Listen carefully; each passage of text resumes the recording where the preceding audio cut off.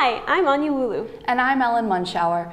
Welcome back to Johnnie Bennie Campus News, CSB-SJU's weekly news show filling you in on what's going on around campus. Calling all first-year students, the St. Ben's Senate and St. John's Senate are holding elections for the 2017-2018 first-year representative positions. Look for emails to come with more information to get involved with CSB-SJU student government. This Thursday, former Governor of Florida, Jeb Bush, will be visiting campus for the McCarthy Center 10th Annual Lecture. Tickets are sold out for this popular event, which is being held in the Abbey Church at 8 p.m. On Friday, September 22nd, from 9 to 11 p.m., the Joint Events Council will be putting on desserts and dodgeball as a part of Welcome Fest. Frost your own cookies in between games of a dodgeball tournament. Make sure to sign up your teams ahead of time. JEC will also be providing socks that you can decorate for the Tommie Johnnie game the next day. It's going to be a great night. As many of you know, this Saturday is what Johnnie football fans have been waiting for since last season, the annual Johnnie Tommie football game. We go now to Haley Myron as she talks to senior linebacker Dave Franta about the traditional rivalry. Thanks, Ellen and Anya. This is Haley Myron reporting for Johnnie Bennie Campus News with this week's Sports Roundup. It's that time of year again. The buzz around campus is back as the highly anticipated rivalry week is upon us. For the 87th time since 1901, we are going to watch the Johnnie Red clash with Tommie Purple, except this time on a much bigger stage. This year's Johnnie Tommie game will be the first ever football game played at Target Field, and has already grasped the attention of thousands of Minnesota fans.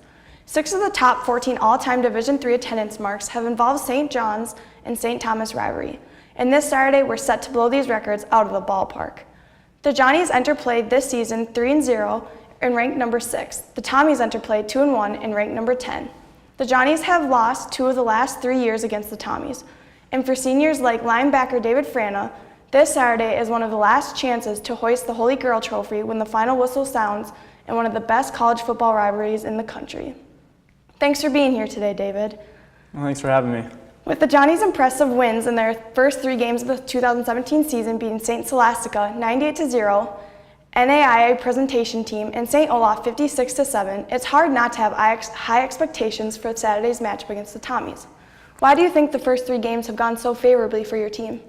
Well, I'd say that we've been utilizing our strengths as a team very well. I think that we're a very fast team, and we need to obviously bring that into this week. I also think that we have been doing our assignments pretty well. Obviously, we can improve, but we'll be working on that this week for this upcoming game. So I kind of think that's where we're at with that, and I've had some success and hopefully continue to keep that success rolling. Yeah, and with Tommie Johnnie taking place this weekend, how is the atmosphere on the field and in the locker room any different than previous weeks? Well, we're really going to try to focus on, the coaches will emphasize and the players will be trying to emphasize as well. This is another game. We're not going to blow it out of proportion. Obviously, it's a big rivalry for us, and it's a big conference game, right? And that's why football is fun, especially Tommie Johnnie. That's why people get excited for it. But as the players, we have things that we need to make sure that we can get accomplished rather than getting caught up in the excitement. What it comes down to is we have a big game to play on Saturday, a conference game, a rivalry game in front of a big crowd. So we really need to keep the tempo up as far as practice goes, but also understand that we can't blow it out of proportion. We have to stay calm. Yeah, and this is only the second time out of the 4 years playing the Johnnie Tommies that St. John's is ranked higher than the Tommies. Do you think this will have an effect on the game at all?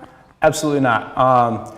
You see rankings all the time, whether it's high school sports, collegiate sports, even in the NFL, whatever teams are predicted to win and, ranked more highly, you could say. But what it comes down to is when that game's actually played, those rankings don't mean anything.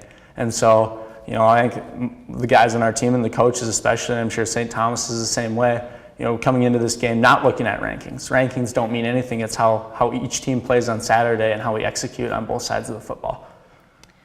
And how does the team feel playing at the Target Field, considering it is such a huge anticipated game and there's supposedly going to be the biggest audience you've ever had? Obviously it's exciting. You go around campus, people have been excited about it for the past 5-6 months. Right? That's people say it's like Christmas. Yeah, exactly. And so it's obviously very exciting. But again, we like to play in front of big crowds. St. John's, usually draws a pretty good crowd, and we're very appreciative toward the students and the other members of Johnnie Nation that come and really support Johnnie football. So as far as the big crowd goes, obviously this will be larger than any crowd that we've had before. But again, it goes back to keeping it in control and understanding that we still have to play the same game of football on the field. Yeah. And since it is your senior year, this may be the last time playing the rivalry against Tommy Johnnie. How do you feel like? Do you want to leave anything behind this game, or? I think basically what our team wants to leave behind would be a victory, and that comes with a good week of preparation, and then obviously playing together as a team.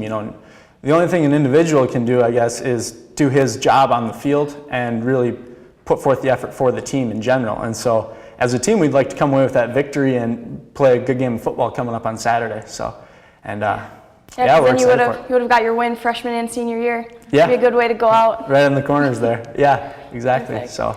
Well, thank you for coming in today, David. We really appreciate it. Yeah, thank you. I sure appreciate it as well. And good luck to all of our Johnnie athletes and our Johnnie football players this week.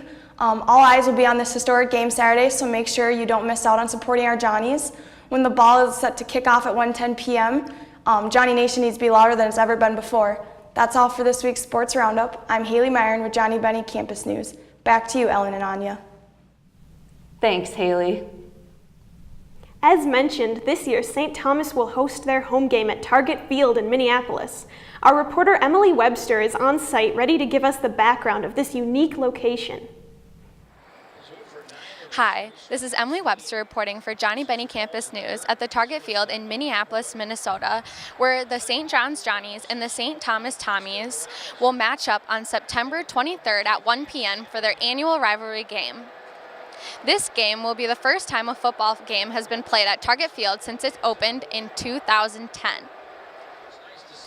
The 2015 Johnnie Tommie game brought together 17,327 fans in Collegeville, Minnesota. And the 2016 Johnnie Tommie game, also in Collegeville, Minnesota, brought together more than 16,000 fans. The Tommies felt that the D3 rivalry had outgrown the two D3 football field facilities and moved the game to Target Field, where more than 30,000 fans could engage in the excitement that the two teams bring to D3 football. The heated and passionate rivalry between schools, players, students, and fans dates back to 1901, each game filled with more excitement than the last. Whether you wear red or purple on Johnnie Tommie game days, make sure to head to Target Field on September 23rd at 1 p.m. to witness this historic game for the Target Field, for D3 football, and for both schools. This was Emily Webster reporting for Johnnie Bennie Campus News at the Target Field in Minneapolis, Minnesota.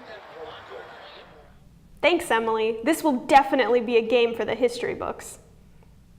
Next Wednesday, September 27th from 7 to 8:15 p.m., the Institute for Women's Leadership is hosting a Bennie-led panel addressing the current image of a Bennie and what it really means to be a Bennie. It will cover gender and racial issues on campus as well as behavior on the Link bus. There will be a discussion with the audience encouraging everyone to share their thoughts on the CSB-SJU student identity. And now for this week's political segment, we go to Noman Angarag for this week's update on what is happening in the political world today. Thanks, Anya. This is Noman Angarag reporting for Johnnie Bennie Campus News with this week's political segment. Education Secretary Betsy DeVos said last Thursday that her administration would review Obama-era sexual assault guidance in an effort to protect both the victims of sexual assault and the accused. Ms. DeVos did not say what changes she had in mind, but in a strongly worded speech at a university, she made it clear she believed that in an effort to protect victims, the previous administration had gone too far and forced colleges to adopt procedures that sometimes deprived accused students of their rights. Title IX is a federal law that prohibits discrimination based on sex for schools and programs that receive federal funding. This protection includes sexual harassment. Last Friday, there was a terrorist attack in London, England, attempting to blow up a London Underground train. 2 suspects were arrested on Saturday, a day after the incident. The explosion injured at least 30 people. However, no one was killed. ISIS claimed involvement in the train blast, but has offered no evidence to support the claim. Prime Minister Theresa May announced last Friday that the UK terror threat level had been raised to its highest level. The Trump administration is considering closing the recently reopened United States Embassy in Havana after 21 Americans associated with the embassy experienced unexplained health problems. The American Foreign Service Association reported this month that the symptoms among those affected included mild brain injury, permanent hearing loss, loss of balance, severe headaches, and brain swelling. Secretary of State Rex Tillerson said during an appearance on CBS on Sunday that such a closing was under evaluation.